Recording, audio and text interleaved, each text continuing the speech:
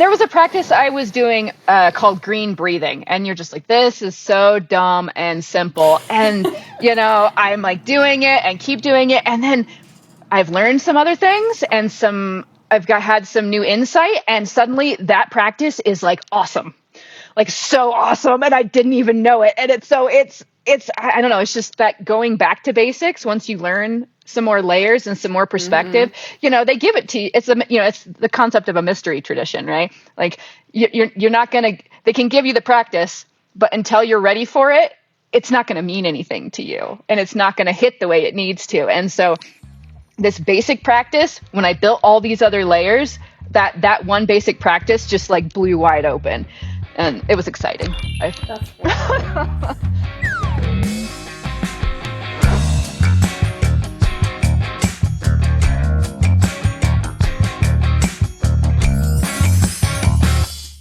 Welcome to Throw It in the Cauldron. My name is Melissa, and this is a podcast where Kajal, Talwin, and I throw everything we're learning and experiencing on our occult journeys into a melting pot of ideas. And if you are like us and in the process of navigating your path, working to figure out how to apply what you're learning to the where, when, and who you are, then we welcome you to come along with us and throw it in the cauldron. Today is part 2 of our basics conversation. Yeah. Because we Where do you want to start off at? Take it 45 minutes on meditation, so like, what are we talking about this time? Right. Oh my gosh, let me just see. I saw a video by Blade and Broom, and she had an interesting approach when she started out, that she didn't focus on a particular thing, but she had 4 areas that she focused on. So she had a divinatory practice. It didn't matter what she was doing. She would she would research lore. It didn't matter so as she was learning, she was just picking lore. Metaphysics studies. And the last one was mentorship, that's the dream, right? But just focused learning and research. And so as long as she was doing those 4 things, it didn't matter what exactly she was doing. And I think that's helpful, because I feel in the beginning I got really hung up, like I had to do things the right way, and just letting go of that, my brain could relax. It's just however I was engaging was going to get me there, as long as I was engaging. So I thought that was a really good way to approach getting your basics. Yeah, no, I agree with that. And it's so funny because when I was kind of making my list about fundamental basics and all that, like obviously what with the last episode all being ending up all about meditation. Yeah, meditation. And then there was, I put in reading as one of them, because, depending on what your practice looks like, because it's 1, everyone's practice is going to look different. 2, your practice will evolve. And so it will look different at different times in your life, at different times in the year, through different seasons of your life. Like, whatever you're going through at different times in your life, things are going to look different. If you've, God forbid, you have a major injury, your practice is going to look different to like when you're fully well and walking around like, nothing's wrong.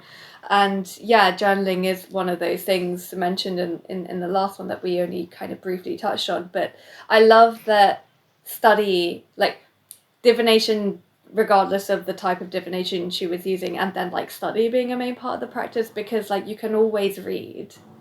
If you have the ability to read, you can always read, and reading is also like can be incorporated as part of your practice. I think that's really nice. I like that. I do like that too. It's like almost like the 4 pillars of a basic practice, as like general. I guess that can be used as a general template to start out with, which is really fine. With the study/reading though, I just have not qualms, because I fell into that trap. Just trying not to, I guess that's where more of the practice part comes into play as well, because I was in that trap of, I read so many books and didn't do anything with them. So like studying and reading, cool, definitely do that, get that basic foundational knowledge but man, I have to now kind of make myself a promise every time I'm reading up on something that I at least try it once or twice, like pretty much in succession right after, or try it out in some capacity, because I had so many books. I mean, I still have so many books on my shelf, but like started reading stuff, and then from one book to the next, and then the next, and the next. But then, like, what did I practice really ultimately when I was reading all of that, and then had complete information overload, and then analysis paralysis and decision paralysis, and then nada. So in my head, I'm a master. Yeah. So I've transcended everybody with all of the knowledge and information I've read up on. Practice-wise, I'm a bloody beginner. So, but that's totally fine. Everyone, or the majority of people, are going to fall into that trap. It's kind of expected. Just keep that in mind, that you probably want to balance it out with actual practice, because that's a totally different ballpark. Reading up on I'm making my energy ball between my hands is a different story than actually practicing it. And most of the time that's going to be the more complex and challenging part, and I am a weirdly impatient patient practitioner, and I want to have mastered all of that all at once, and then want to keep moving on when something's not really panning out the way I want to. But I have to sit down and actively practice what I'm reading, for sure. And practice actually almost more than I'm reading at this point, because my head is just full of too much information. So I really need to do an information diet. That's for the myself. point. So again, not discrediting anything what she's saying, because that seems like phenomenal foundational advice, honestly, anyone starting out, but just myself, I went into that trap, and so I now have to go through and do an information diet. I have too much input. I agree 100%, because I've also fallen into that trap. And I think also because we were, Tarwin and I were both on the 30 Days of Magic by Jason Miller, and in one of those last lessons, I think it was in the last lesson, he talks about, like, you know, things to continue doing. And one of those things was to continue your study, but to make sure that if you're reading anything that has exercises, do those exercises as you go along. Don't skip it, do it. I think that's so important, because I've read books and felt that, well, at the time I wasn't in a practicing place, and it happened to be the first book I read, Psychic Witch, which I mentioned in a previous episode, and I read it from front to back, and I was really excited about trying it, which I didn't try until like 2 years later, and then had such a hard time with it, I put it down. I haven't picked it back up since. And I've always felt like, you know, it makes more sense to me to read something all the way through first and then practice it.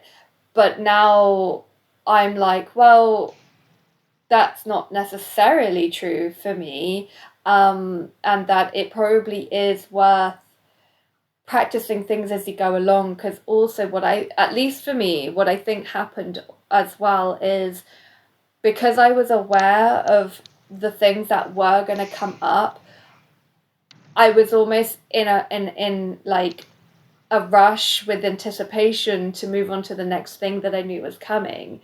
And that doesn't help you sit with the thing that like needs you to really be present with it, in terms of like a certain exercise to help you hone a skill.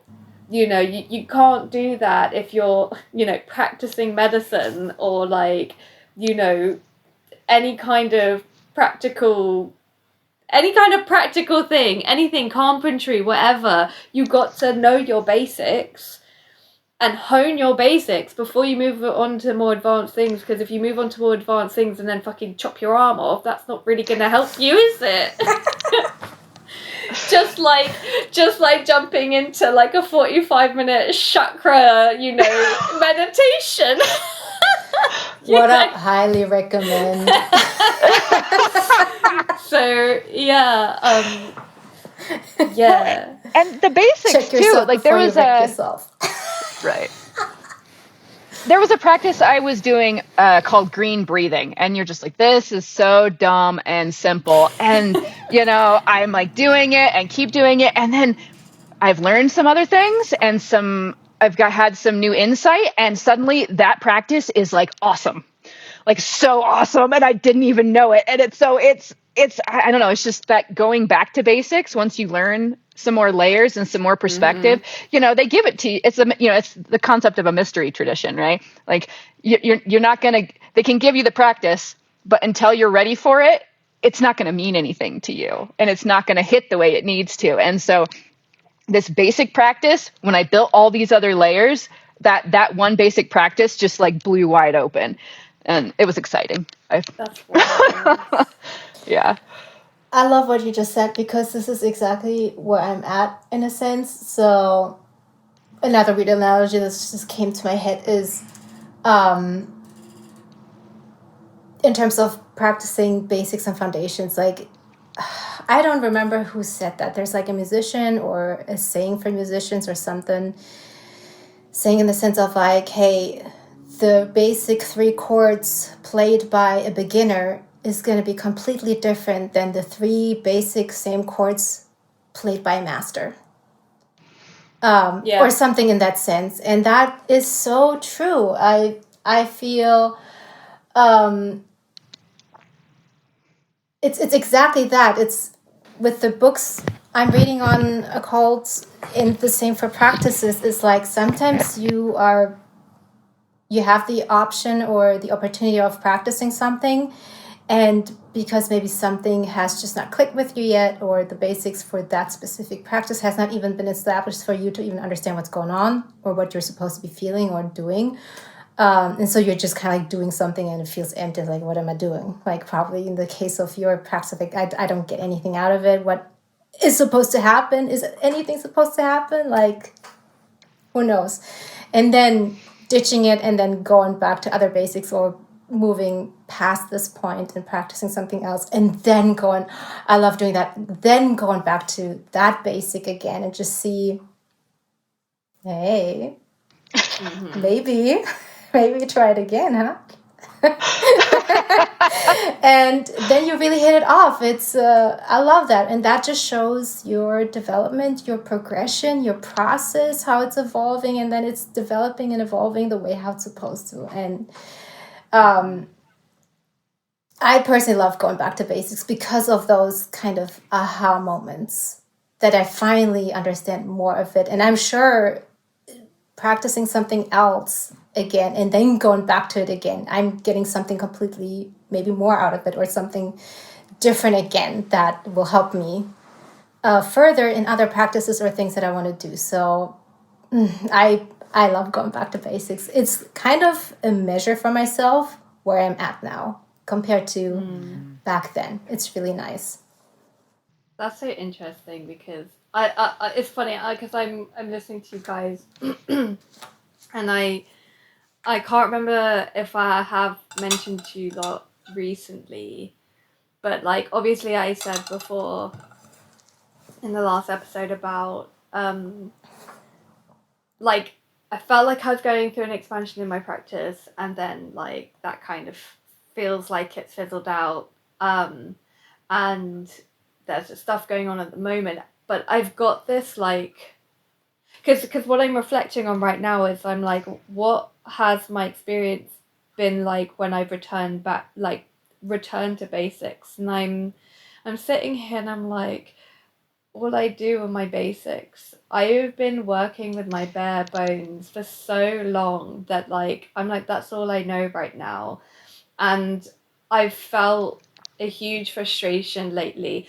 I'm gonna give myself grace right now, and I think I'm gonna just, if you guys don't mind, take a quick beat to acknowledge what's been going on, because this has also affected me and my practice, because obviously, so with everything, like, okay, to everyone who's watching this, the world is a fucking shit show. We know that. We are living through it. We are not ignoring it.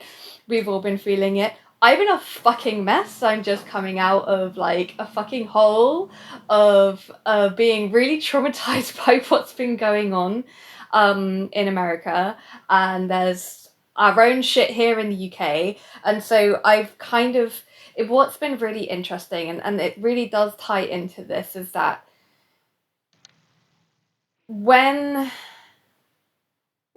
these things are going on, and when you're going through a hard time, and or when you're going through a really difficult time because the world is a fucking shit show, that's when your practice is the most fucking important. That's when your basics come in.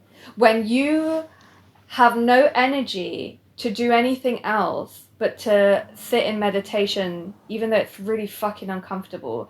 And I also say that with a pinch of salt, because not everyone's practicing the meditation that I'm doing. And yes, while I'm talking about meditation in this section right here, that might not be the same for you. So whenever you may be going through a time of hardship and difficulty, what you fall back on will be personal to you. That might be meditation, that might not be. Everyone's going to be different. And essentially, whatever it is that you do fall back on is most likely, or probably will be, something that is quite life-affirming, simple, and easy to access when you're low energy or you just don't have much to give and you need something that supports you. Yeah, and I felt really self-conscious and shitty about my own practice, feeling like I'm not expanding. I feel like I can't really remember a true expansion. I thought I was going through expansion. I don't even know if that was the case. Maybe it was allowing me a little extra room, and now I can't feel it because I'm going through what feels like a major fucking contraction. And also the astrology's been mental. And it's, you know, what am I trying to say? It's highlighted to me where now I think I'm in just at the moment in a very different place to both of you, where I'm now navigating like, okay, how am I going to expand my practice in like a slow and conscious way? How, like, what are my pillars essentially in my practice? And it's so funny because Zach, like, we were walking the other day and he gave me some great advice, and it's just because he's like gym bro, modern meathead, like, you know, I'm gonna shout out to Ben Yanis because I've learned a lot through him because of Zach and all his very interesting philosophy that he shares while talking about biomechanics, but really about narrowing down and what, like, doing, like, what do you think is achievable and how can you break it up into different categories? For example, like, you know, a day for practical, a day for study, and maybe a day for something else. And, like, you know, what is achievable? How many days do you think you want to do practical? Do you think you can do that 3 days in the week or one day? I'm like, yeah, I could definitely do one day where I'm experimenting. I can definitely do like one day where I'm studying, and if it's like a book that you're doing practicals, maybe that is a book that you choose when you read it. Like, if it's like, okay, I can read this on the day I'm doing the practical, stuff like that. I mean, I don't need to get in all the fine details, but like having to really think out, how does my practice look? Because I think one thing I find very difficult is structure, and structuring how my week looks. It doesn't help that I fucking hate my job right now. And like, it leaves me feeling so fatigued, and that's another thing I find very difficult. When like I feel so fatigued, I have lost all motivation to do anything other than what I already know, because what I already know has now been ingrained as a habit because I've been doing it for so long.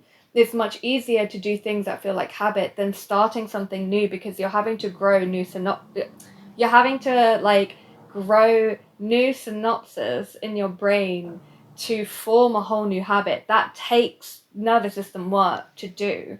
It takes about 21 days straight to be able to form that new synapses, and then it's easier to continue, although I could fucking argue that that's not been the case. But then it also depends on what you're doing, the time it takes, and the amount of energy it takes from you. So like, I don't know, I'm having to do a lot of brain work around this of like, how, and tomorrow, at the time of recording this, it's fucking, lunar eclipse, and tomorrow is the day we start spring cleaning. So I'm like, that's actually I think it kind of works out, because, you know, a nice clear out's good, even though we won't have it all done tomorrow because we got to do the whole flat. It coincides, and I'm wondering whether after doing a nice big clean out and getting all the shit out of all the crevices will allow a little bit of like a new lease of life in me to feel like, oh yeah, cool, let's like start new things. And what with spring coming, has already come when this comes out. Yeah, let's see what happens. I went off on a tangent. Well, No, where it's good. It makes me think too. It's when my practice went from being a hobby, like something I could do, and to something that was like important enough, I prioritized it to make sure it happened. That was kind of a shift too. I don't know if you guys have experienced that. Like at one point it was just like, oh, it's something I do if I have time. And now it's like, no, I make time for this. So Yeah, it started more casual for me in the beginning, though I would argue it's like casual if you start like going down a rabbit hole and then buy all the books and materials and like dive deep for a year or two. I don't do casual, I think. I just commit right off the bat. Another problem, but that's just me. Other people may start casual, and that's totally fine too. Like even just dabbling in a little bit, just to see if it's really something you want to pursue. Because sometimes after 6 months, you're like, was cool. I don't really need it, or it doesn't really do anything for me. And that's just fine. fine. It's absolutely fine, for sure. It definitely changed over time. But I wanted to say that. So that's the thing. Basics are being defined by so many practitioners in different ways. Again, as Melissa, you said, through tradition, potentially, or through heritage. Maybe you were one of the few lucky ones who had living ancestors through, I don't know, grandparents who taught you this, family members who were around and were practicing that and really gave you the family tradition, the culture that you're living in. Phenomenal. I mean, I am really envy of those people who were able to have that access, because I certainly did not really. And many other people probably did not really have that access either. And so kind of have to create that from scratch for themselves. And that's totally fine as well. So again, like, how do you define the basics? I would say there is probably some, generalized basics that everyone is recommending because they have merit to build upon as a foundation. And then another thing is though that for some, what one person's basic foundation is another person's advanced skill set that they have to build up to. Because good point. Some people have, I don't know, an intuitive, phenomenal talent and energy work. That's not basic for them anymore because they have access to that forever, and it's like, I just can't I just can't do it, and that's totally fine. And that's a basic for me that I can always do. And other people have huge issues with connecting to their body's energy, to their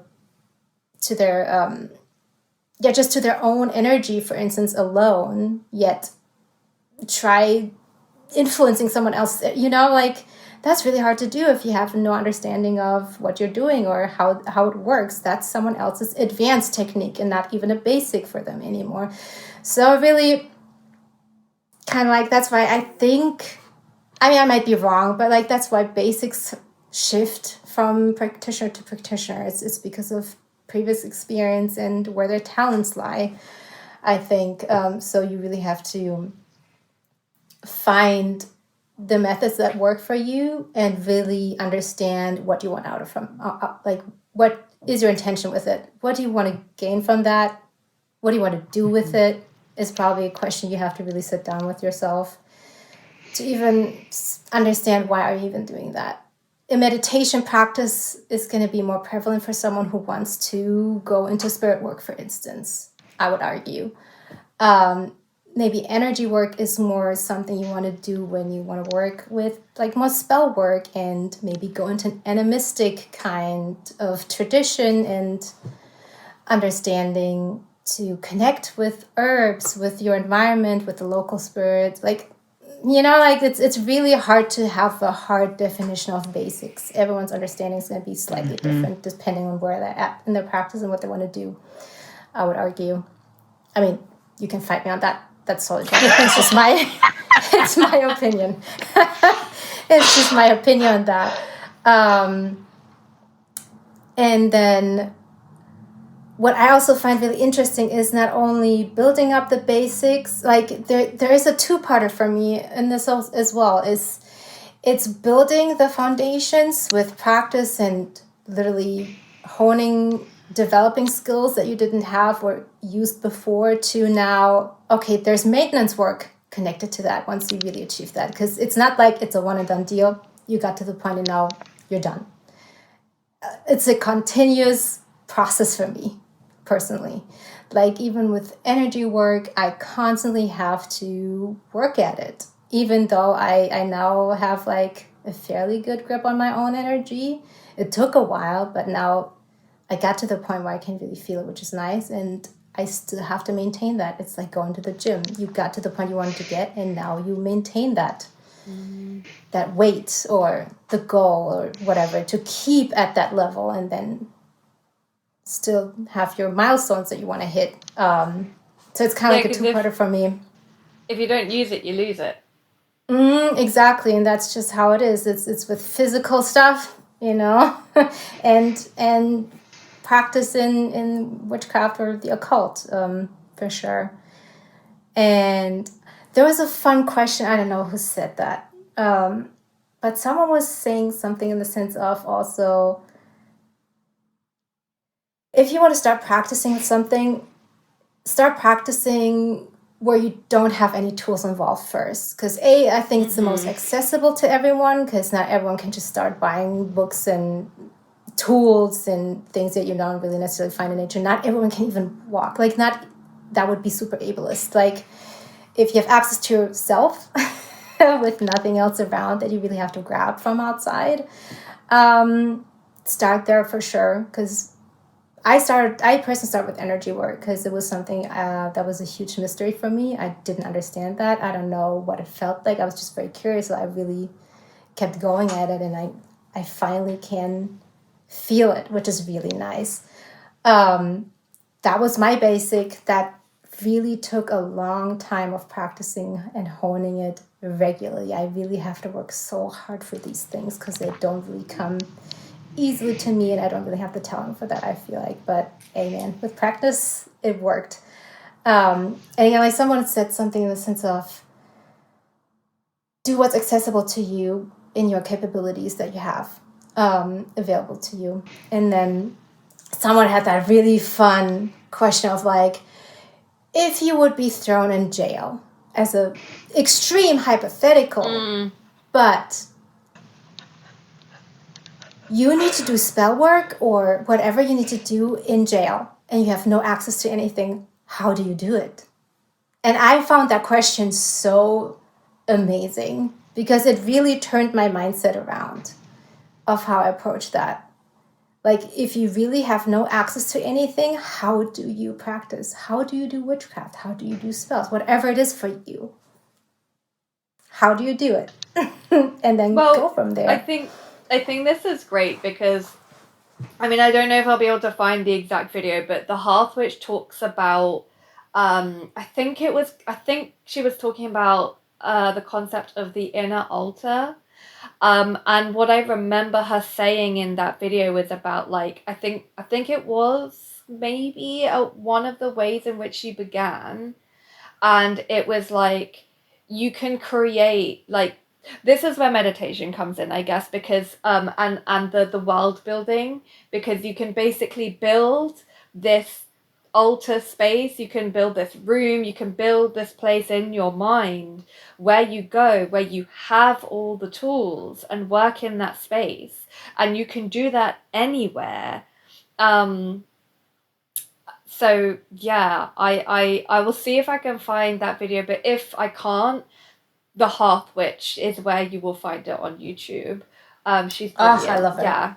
Yeah. She is brilliant, and I don't understand how she's not more well known, or maybe it's just my perception, but phenomenal. Yeah. Mm-hmm. Well, and it was interesting what you were saying too. You're like, oh, well, I'm just down to my basics and that's all I do. And I'm sitting here thinking, I was like, do I ever not do my basics? Because I think you're right. It's just like, I always do the basics and then I'll build something on top of that. But those are things I always do. Yeah. So. And it just kind of like also comes and goes in waves. Like there's some periods where I'm really more into the basics, and then there's some periods where I advance a little bit and maybe do less of the basics, but like some minimum a little bit in that sense, because otherwise I cannot really advance further. I mean, I could try, but I'm just not going to get where I want to be. Like you said, with your going back to basics kind of practice of, oh, now you really understand what that exercise was for. Yeah, so, yeah. Oh, that's what I was supposed to be doing. That example is but perfect. then I think that's exactly why that's kind of the premise of basics, is that like you're doing basics a lot at some point, then you expand, but you always come back to basics. And sorry, I just really want to circle back around to like the shit show that's been going on real quick, because even though it's kind of shut me down for it in certain ways, and like it has been what has felt almost debilitating, it's so strange how like there's been like a simultaneous like mobilization and immobilization within me, of like immobilized by the horrors, and then mobilized like I want to be part of the activism, I want to be part of change, seeing all the witches online like fucking going at it just fucking going for it, like, with the baneful magic, like, fuck these people, fuck the people who want to oppress. And they inspired me, and the whole situation has motivated me to start exploring okay, now what is the expansion? I have basics that whatever happens, if I have to take a break from things, also the basics that I practice are not even occult or witchcraft based. They are just plain spiritual practices. So I can, that's like they're like my sanctuary, like outside of all of that. If anything, I'm slacking on the witchcraft side, but I guess I've always struggled in navigating my path through that. I guess one of my most fundamental practices in witchcraft is probably my divination and with working with tarot and oracle and stuff. But I can feel this itch for more. I can feel because I think I did mention in episode 3, like, I'm wanting to work with Kali, and I've gone through a roller coaster about that for so many reasons. Extremely personal and just really chaotic, and I've been navigating that path of like, is this what I want to do? And Kali Ma, the Hindu goddess of like, time and death and rebirth and all of this, because it's intense. But I'm like, there are certain things that I'm like, yeah, this is probably the time for me to work with that type of energy, that type of deity, because I am interested in spirit work. I'm just personally deciding to work a bit more closely with deity in that respect. So yeah, oh god, I just keep going on tangents and forgetting what I'm saying. Fine.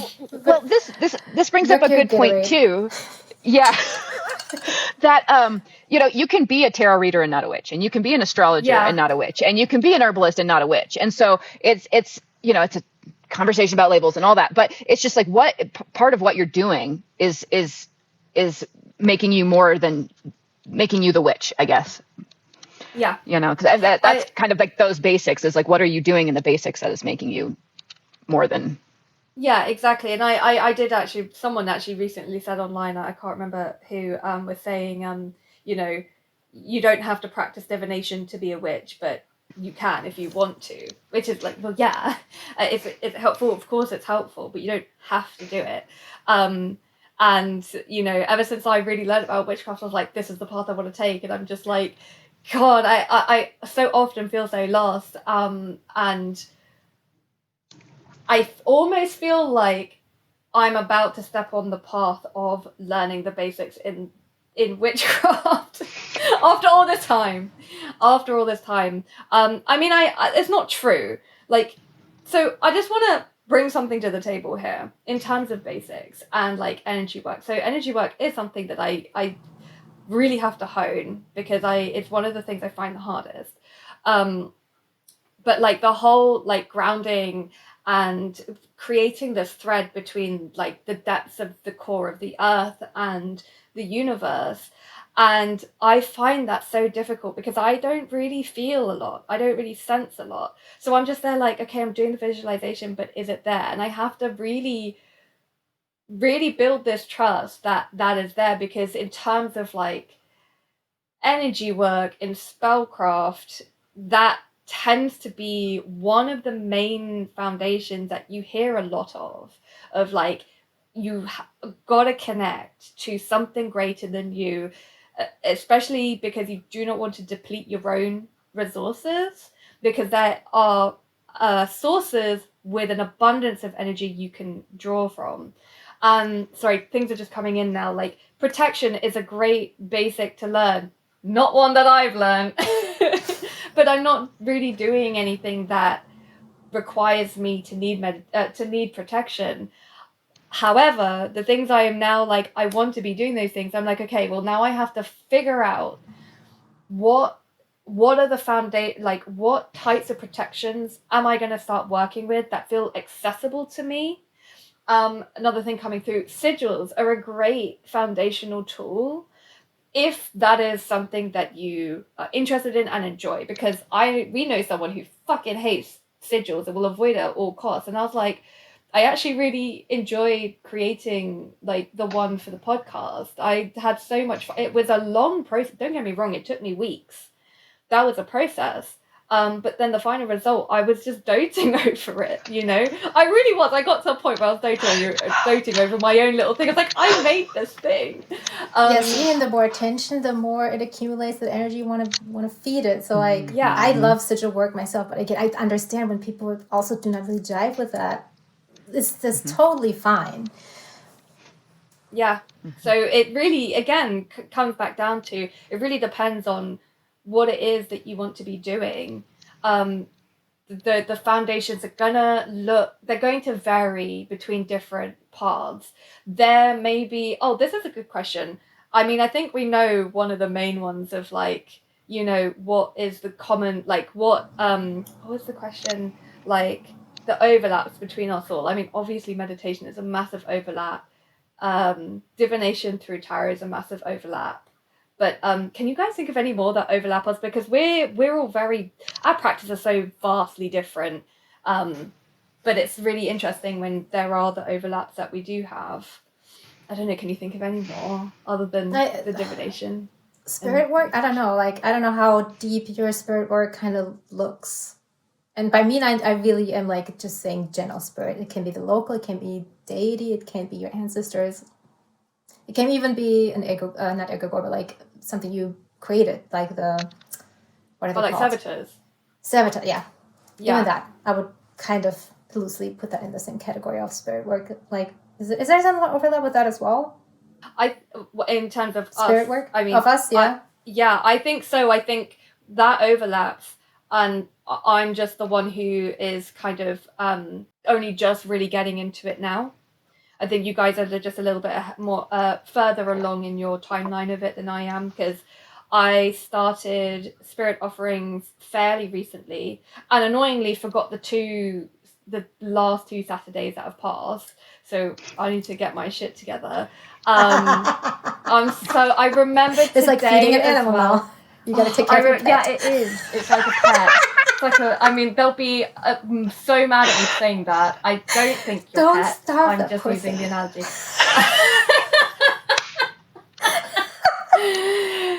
Please don't hate me. But yeah, it's like I made this commitment and I fucking forgot the last 2 Saturdays, so I'm like, okay. And I remember today, and I was really upset about it. It's like, okay, I need to pull it back, bring it back together. But yeah, I'm just more in the beginning of my journey in spirit work than you guys are. I think you guys are like at least a year ahead in that, as far as I'm aware and can remember. Mm-hmm. Sounds about right. Yeah, I think it just highlights how, because offering isn't a foundational pillar in some practices. No. You know what I mean? So it just is so specific. Because when I Googled, I was like, witchcraft basics. It was said grounding, cleansing, protection, and banishment.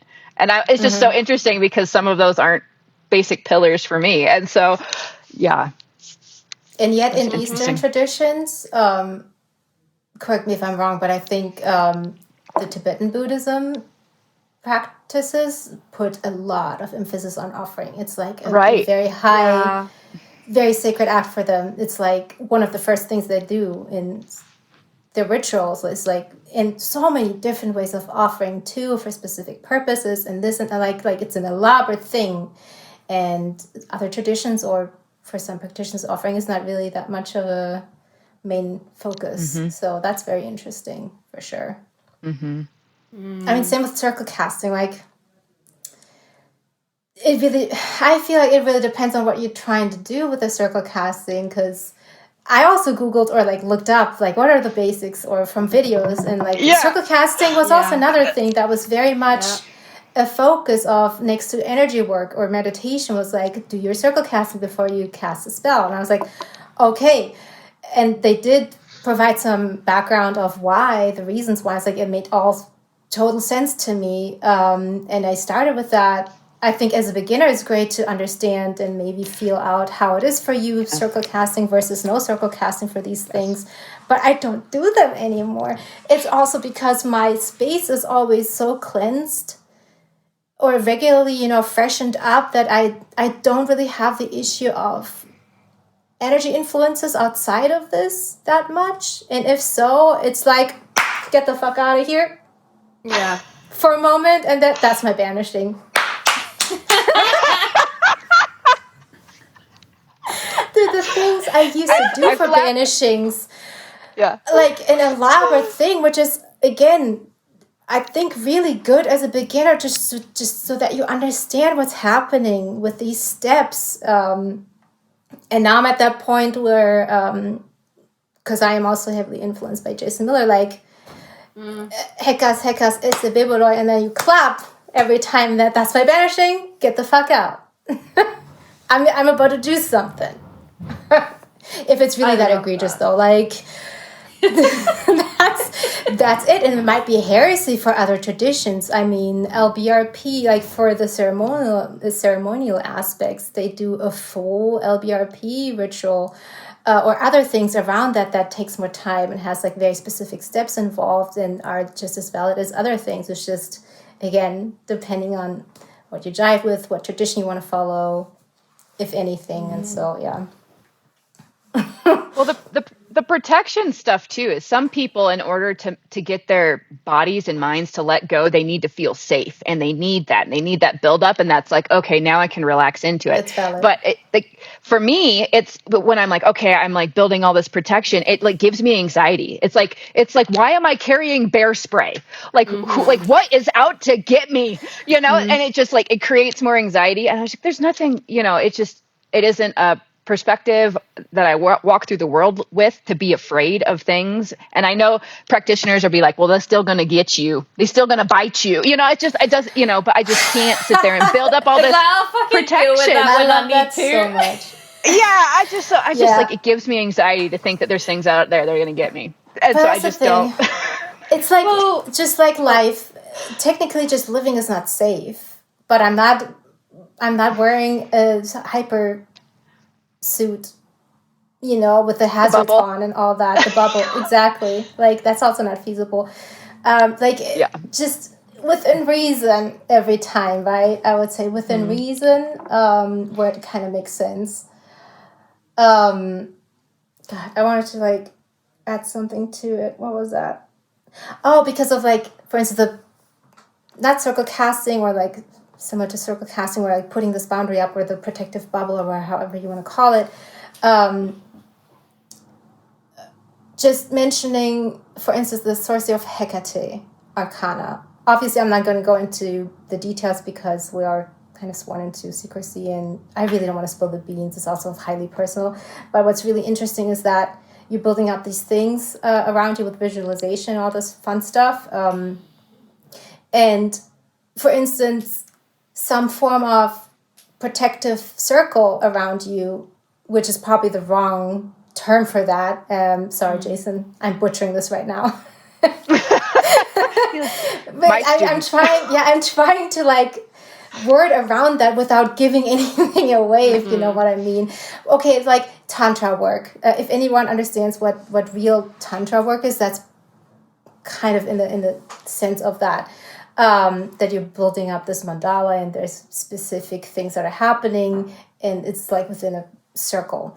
And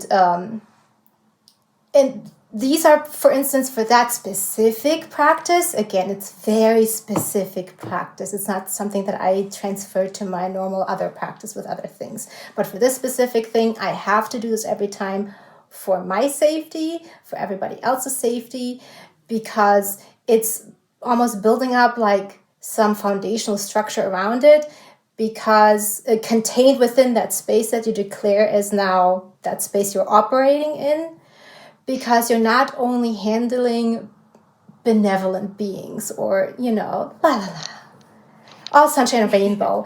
No, with this specifically, you also, if you need to, handle wrathful, very powerful, intense spirits. And there is some form of foundational structure and protective bubble that needs to come with that. Otherwise, the whole operation either doesn't work, or it's going to go haywire or whatever.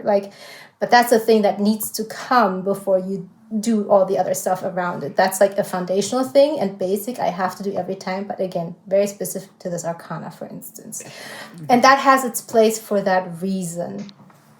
I cannot skip that. It would be fairly dangerous if I would skip that, and I wouldn't do it.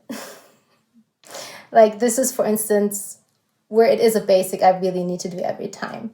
But again, specific to that arcana. I don't really do that for other practices myself. I'm too lazy. I don't really see the point right now for that. Well, you see, that this speaks straight to, it really depends on what your goals are, what it is you really want to be doing, because here you have a very clear difference between Talwyn doing something that is very specific, following a set of rules, essentially based on something she's learned, and then Melissa, who just has a different practice working with the spirit of plants, and just doesn't really do work with anything that's gonna cause chaos in the same way. And if anything, you could probably call on those plants to just hey, can you just protect me in this, because I have a feeling about this, right? You got my back, right? Yeah. Good. Okay, cool. You're creating that reciprocal relationship by working with them. And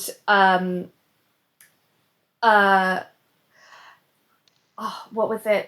It really, again, depending on what you're doing, because I think it's Venus and Void on Instagram, but I will double check that. I remember her saying something about the importance of protection if you're doing astral travel. Yeah, of course. You've got to fucking have your shit in place if you're letting yourself roam in the astral plane. She has a great little story, anecdote about an experience she had where she's if you're not careful, someone who has bad intentions who's also roaming the plane could harm you. But if you're not doing that, then if you're just doing a little bit of an abundance magic and a little bit of, self-love, you're probably fine. You know what I mean? Put those walls up. And I got so sick of the whole thing about circle casting, circle casting, because I was like, one, I don't have the space. Two, I was just like, I'm not doing anything that really needs me to be so fucking protected. So I just gave up on all of that. Now I'm like, okay, there's one specific situation, right? And this is a situation that I've spoken to you two about before, which is regarding a neighbor and the fucking chaos that I hear, every now and then. It hasn't been going on frequently recently, but the other night it woke me up at 20 to 4 in the morning, and I had work in the morning, and this is the first time I called the police. Oh shit. Yeah.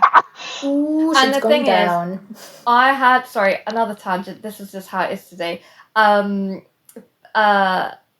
I put in my earplugs. I still waited about half an hour before I did, because I put in my earplugs and I was like, I can still hear what's going on.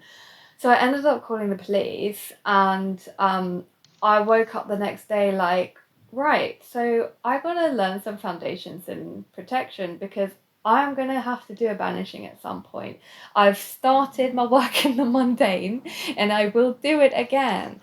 But if it continues and nothing changes, I will have to do something, because it's just disturbing, not just waking me up from my sleep, but what I end up hearing is just, it's anxiety inducing. It's awful.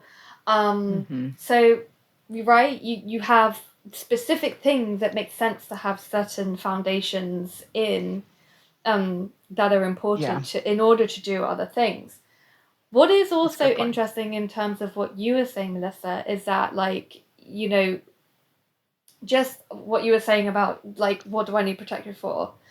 What's his name? Bruce Taylor. Bruce Taylor is a Reiki practitioner teacher, and he's on YouTube. Look him up on YouTube. His I'll put it down below, but his channel is Roots of Life, and I've looked at a few of his videos. I love his work. And he had this one video about Reiki protection.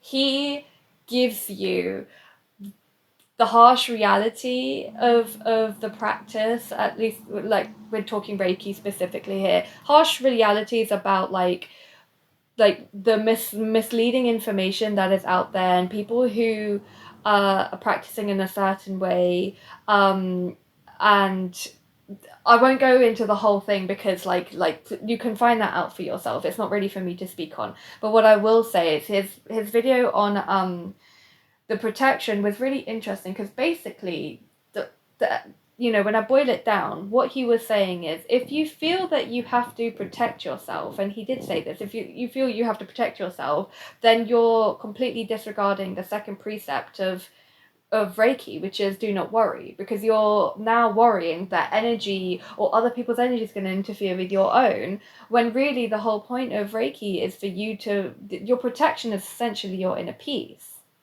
And so if you're not really working on that, then nothing can really protect you. He was saying that what you may experience from other people in terms of their energy is really just a reflection of something that you need to work on yourself. And so if you're trying to hold that outside of you, you're stopping a lesson from coming in. Those are my words. That's my paraphrasing of it. I'll link that video below, because I found that extremely interesting and a little bit pivotal in my own Reiki practice, because once I stopped doing the extra visualization, I found it just made it easier. And that is the point, is that the practice is supposed to be easy. It is not supposed to be like, I am trying to create this bubble to protect myself. Well, if Reiki's flowing through me, then I should already be protected, right? Because he mentions the concept of Reiki bubble, and I was like, yeah, it just tires me doing that, and I get like lost in how long have I been doing this because I got to go to work. If I'm just like, let me have the light flow through me and just be with Reiki, then I'm learning how to build my inner peace. And if my inner peace is strong, it doesn't really matter what's coming. Because look at the monks. That's the whole point. I know I'm not here trying to be a fucking monk, but this is the essence of it, is that like, you know, I know they dedicate their lives to it, but there's something that we can learn from that. It's like, okay, well, if we're feeling triggered by someone, or if like people are angry and we're feeling that, okay, but then that is something that we can reflect on. That is something that we can work on within ourselves, of like, okay, well, what about that affected me so much, and what in me needs healing with Reiki, if you practice it, that can help you to let that be healed by your own body through whatever medium you're working with. So I just found it interesting you said that, Melissa, because that just spoke straight to me in terms of my Reiki practice. And yeah, I think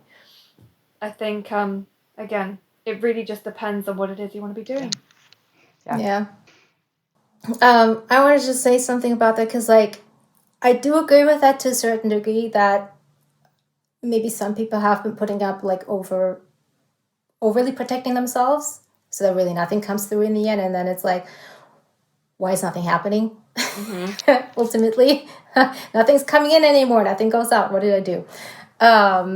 It's like that weird vacuum they're now creating. Again, not sure if it's true, but I can see where people maybe overdo it to an extent, and then that's what they created, being in this wrapped up bubble around them all the time, where really nothing, not even good stuff, is coming through anymore.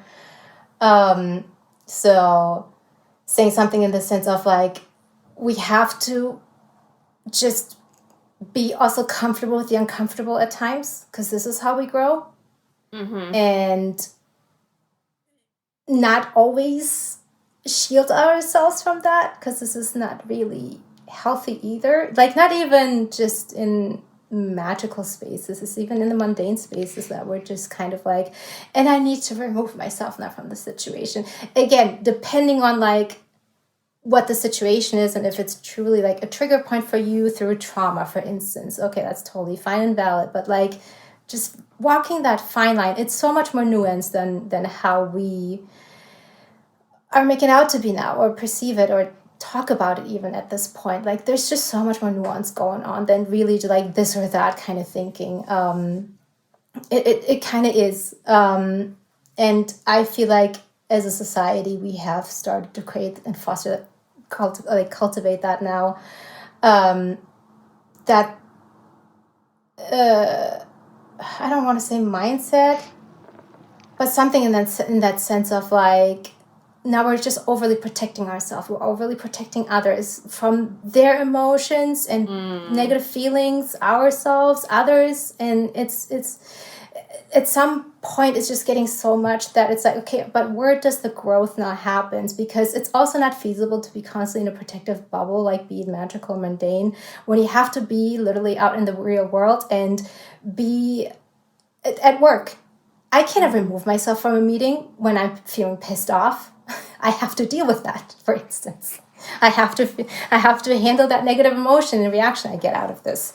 Maybe that stupid person is saying right now, but and this is how you go and handle these situations. So I think there has to be some gauge around where necessary protections have to be in place for certain things, but then also being careful of like not overdoing certain things. And that's also with basics, overdoing basics and hindering yourself in progress. I mean, if you want to stay where you are with just that and you're fine with it, that's totally cool. But if you want to advance, then yeah, constantly just reevaluating your process. is going to be a big thing. And having that introspection, for sure, seeing where you're at and where you want to go. And then just another thing of like, I think in certain traditions, there is something where you have to put protections in place just by the nature of what they're handling.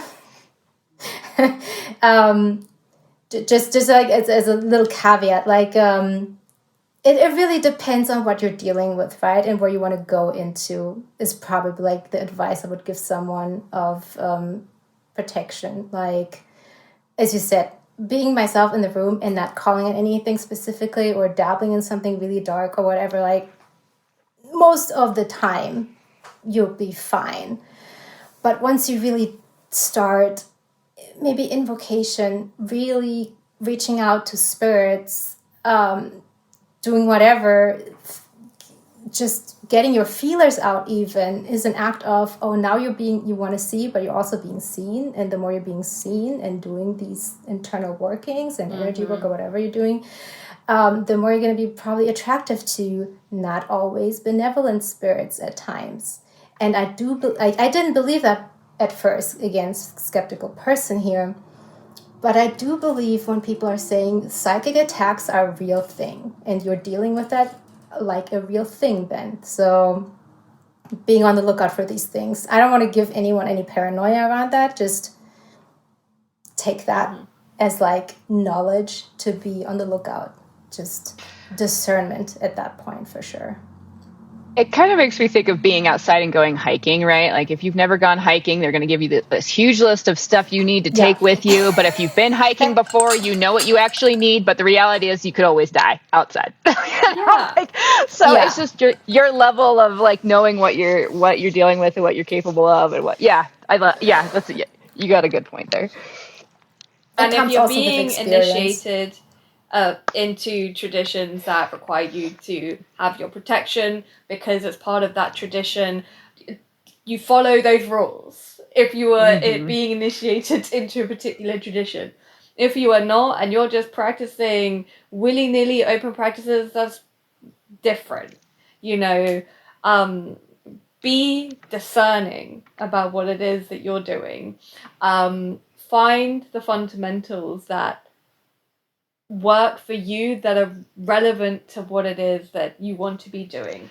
You can also allow those basics and fundamentals to change within themselves or change to other things that work better or are more relevant to you. Like, just because I have been practicing the same spiritual practice for 2 years now, doesn't mean that like everyone needs to do the same thing. Everyone's path is completely different, and I know that every beginner witch is gonna hate it when they're just like, find what works for you, because also like that is annoying, but also true. So I'm sorry. Yeah. This is how it is, man. Go do the exercises in the book. Yeah, do the exercises in the book. Figure out what works. Really practice it. Practice it. I have a question for Melissa, because like I just wrote it down in the end because we started also with energy work and stuff, and I was like, energy work is a gateway to animism, ? Oh man. Is it a gateway? Oh man. I might have to table that and think about it. I've not thought about it that way. It literally just Do you have an opinion? Mind in thinking about that, because at least for me, I feel like it was like that, because animism is apparently one of the oldest spiritual understandings, I guess, that we have as humankind. And then all the other older traditions are kind of like all deriving into different branches. It's very interesting, actually, if you want to look it up. And so, because I watched Pocahontas as a child, okay? I grew up as a Disney kid. And so Pocahontas is one of my favorite movies from Disney. And then, the song Color of the Wind and all the fun stuff. Oh, Colors of the Wind. And the segue into that was when she was teaching John Smith to treat everything around him with respect and dignity, because everything has a spirit. So she was saying the tree, the rock, the earth, like everything has a spirit. And that always like clicked for me of like, yeah, absolutely. And just generally just being very interested in natives culture back then, it was fascinating to me to just understand and see what their belief system and how they lived back then was, and just kind of like tying that together. So intellectually, I was completely on board with that. Did I feel that though, or practice that in any way, or not really, until I kind of started being interested in energy work out of very selfish reasons for spell work.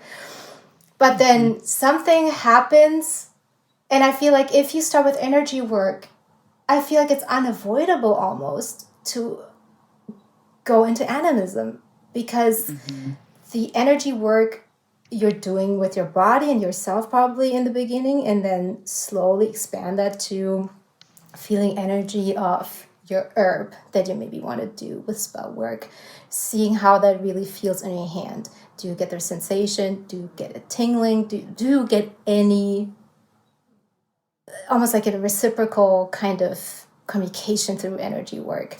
And like as soon as I started doing that a little bit, it was like then 6 ways really started to make sense for me, and looking into that animistic perspective. And I was like, holy shit, that's so freaking cool. And that's only then though, then it really started to click more and more for me. I mean, I'm still working through that. It's not like I'm an animist and understand everything, obviously not, but that really, I didn't plan it that way. I just really wanted to do energy work with spell work. And then it just happened to be like, oh man, yeah, now I do feel more inclined to go into animism, or really feel everything has a spirit. Even the table has its own spirit made up of all these materials back then, from wood and stone or whatever, put together in its spirit now. And it's like, man, it's like, how can,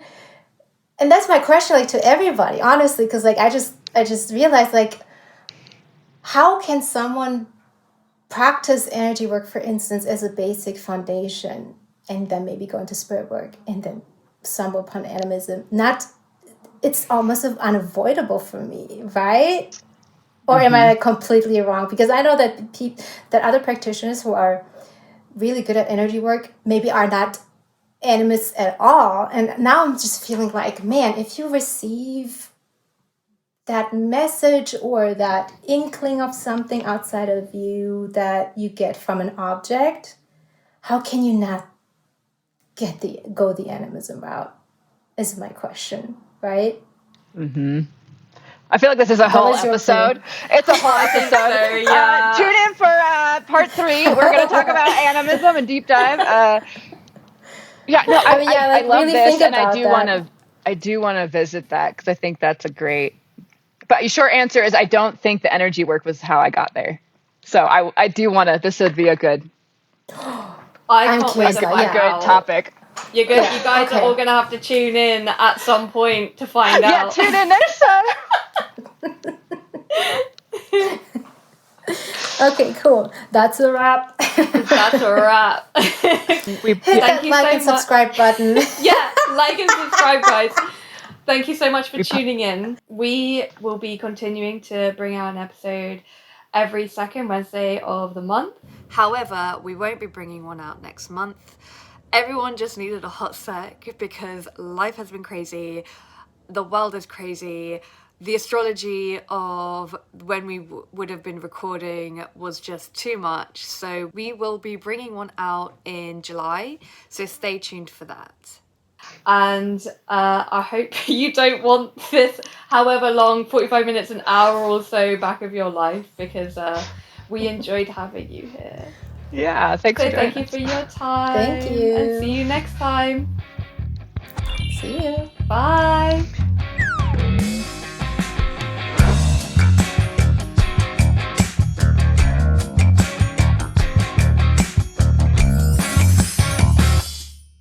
Well, I have to pee like a racehorse. Hang on. Okay.